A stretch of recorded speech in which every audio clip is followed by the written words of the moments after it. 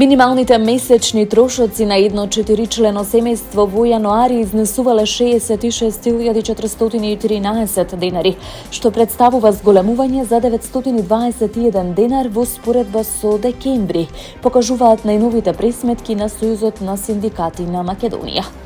Според структурата на синдикалната потрошувачка кошничка, најголем дел од буџетот оди на основни потреби.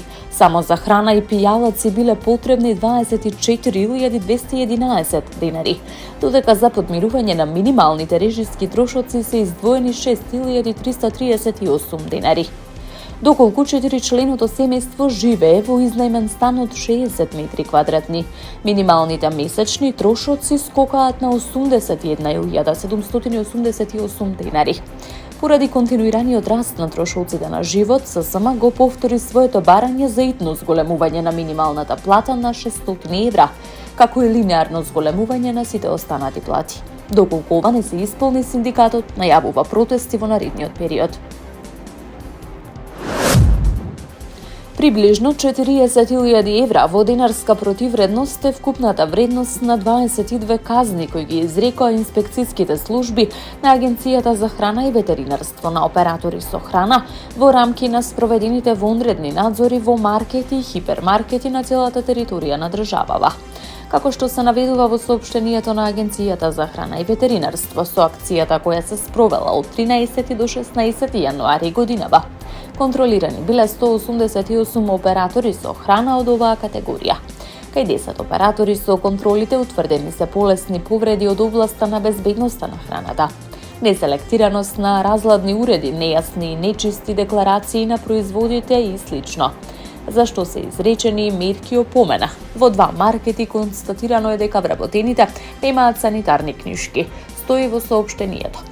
Од агенцијата додаваат дека кај 6 од контролираните маркети утврдено е дека немаат имплементирано процедури за примена на правилата на добра производствена и добра хигиенска пракса. Кај 14 маркети затекната била храна со изминат рок на траење. Како небезбедни во рамки на оваа акција на агенцијата, од операторите одземени и нештетно уништени се над 253 кг храна, месо и преработки од месо, млечни, кондиторски и други видови производи. Американскиот председател Доналд Трамп ги критикуваше европските лидери за отпорот кон неговите обиди за анексија на Гренланд и ги повика да се справат со сопствената безбедност. Европа треба да се фокусира на војната меѓу Русија и Украина, затоа што искрено гледате каде ги доведе тоа.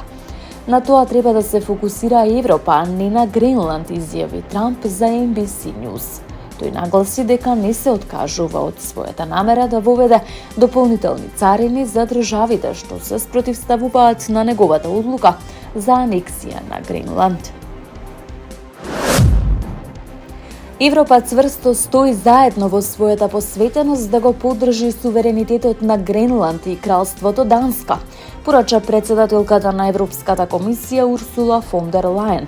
Објавата на фон дер Лајен следува по нејзините разговори со генералниот секретар на НАТО Марк Руте, францускиот председател Емануел Макрон, британскиот премиер Кир Стармер, германскиот канцелар Фридрих Мерц и италијанската премиерка Џорџија Мелони. Објавата на фон дер Лајен следува по најавата на американскиот председател Доналд Трамп дека од 1 февруари САД ќе воведат царини од 10% за Велика Британија, Германија, Данска, Норвешка, Финска, Франција, Холандија и Шведска, поради нивното противење на неговата намера за превземање на Гренланд.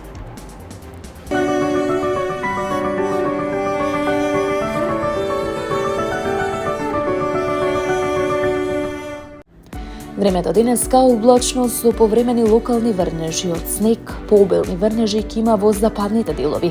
Се очекува висината на снежната покривка на планините и на некои од повисоките места да се зголеми до 25 см. Ќе дува слаб до умерен ветер од југоисточен правец. Пообилни врнежи ќе има во западните делови и се очекува снежната покривка на некои од планините да се зголеми до 25 см. Во Скопје претежно облачно време со повремени врнежи од снег со послаб интензитет. Ќе дува слаб до умерен ветер од југоисточен правец.